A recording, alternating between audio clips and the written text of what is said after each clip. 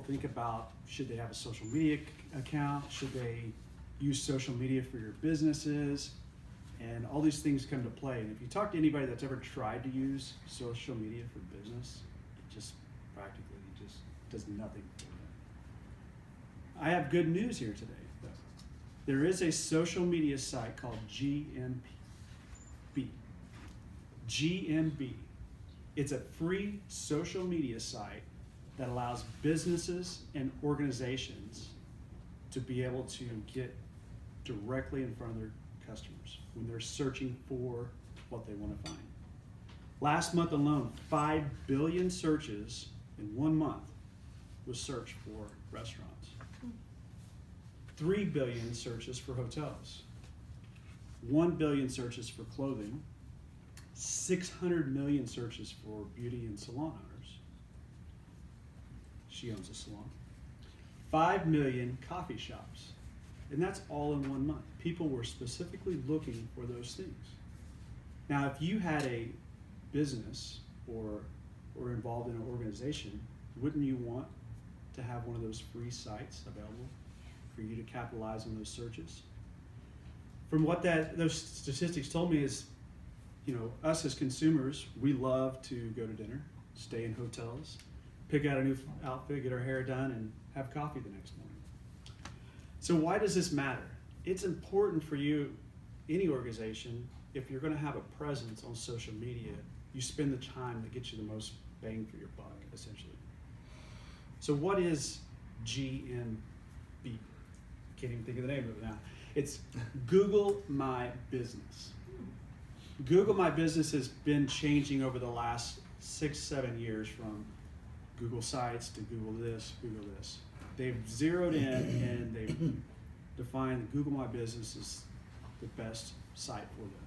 Because Google does not have a, per se, social media site when most people think of social media. When you think of social media, what do you think of? Facebook, Instagram, right? Those deliver hardly any value to most businesses. Google My Business actually allows you to create a profile with your business hours, direct link to your website, phone numbers, everything there.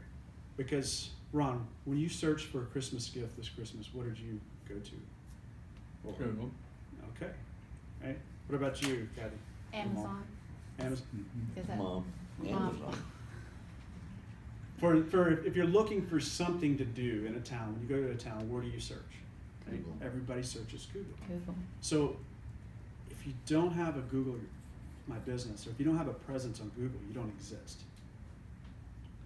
That's how important it is. So today I want to wrap together some tips on how to create a Google My Business account. Really simple. And it's actually something I did 2 months ago for this group. I searched, when I was getting into this topic, I looked up Toastmasters, and the only thing that popped up in Tulsa was Will Rogers Toastmasters. You know why? They had a Google My Business account. Wow. Interesting. Yeah.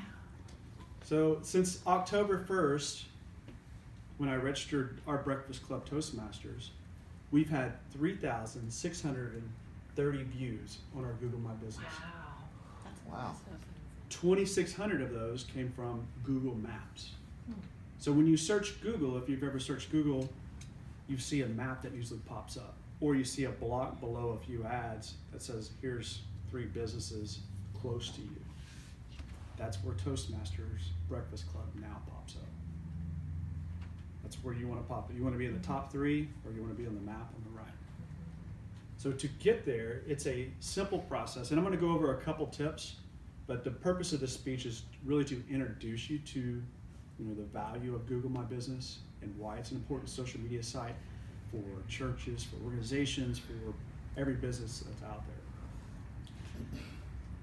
You need to first go onto Google and Google My Business. And from there you can click on the link and say add a missing business, and you have to have a Gmail account. Okay, the Gmail account allows you to create that business account, and it'll allow you to create that profile. Once you create that profile, Google will require you to verify that it's an actual business or an organization. So they send you a little postcard in 3 days with a verification number, that is sent here. I had it sent here in the Dewberry desk. It was so kindly to give it to me the following week, and I verified our address.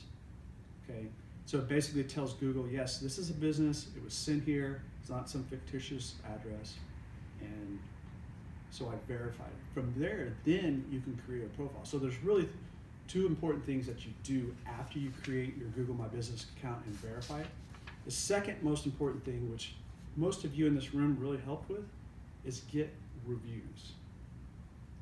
Every time I buy something today, I buy it probably 90% based upon the reviews I see from other people.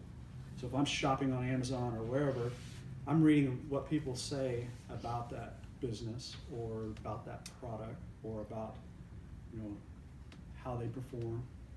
So the next most important thing you do if you have a business and you want to get ranked up there on Google, Google loves content and they love reviews. We have 5 Google reviews now on our Toastmaster account, which is great. Will Rogers only has 3. Oh. So our next step up that I'm slowly doing is adding content to our Google My Business page, because it allows you to post events, like a weekly event, open event. It allows you to post pictures, articles. So your goal is to get to 100 pictures, 50 Google reviews, and just continue to drip feed content on there about your business. And that tells Google, hey, they are active and they want to be appeared up in the search and they have good reviews. So it's Google's way of verifying that this is a good business or a good organization that they should serve in front of other people. So I have 20 different points on a checklist here. If anybody is interested in that, I can email that to you so you have that as a reference, because I know we all know somebody that has a business or you're involved in an organization, and everybody could benefit from this because it's free.